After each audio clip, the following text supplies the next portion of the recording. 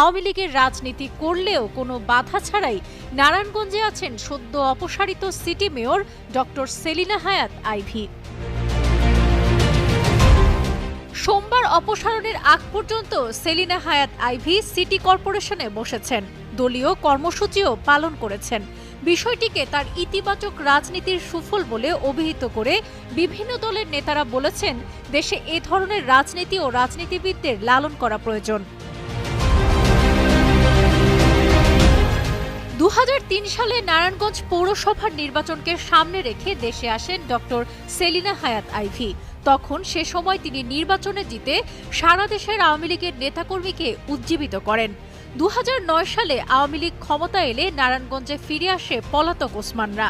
এসেই তারা আইভীর বিরোধিতা শুরু করেন। 2011 সালে নারায়ণগঞ্জ সিটি নির্বাচনে শামীম ওসমানকে 1 লাখ ভোটের বিশাল ব্যবধানে শোচনীয়ভাবে পরাজিত করেন আইভী। এরপর থেকে আইভীর চরম বিরোধিতা করে গেছেন শামীম ওসমান।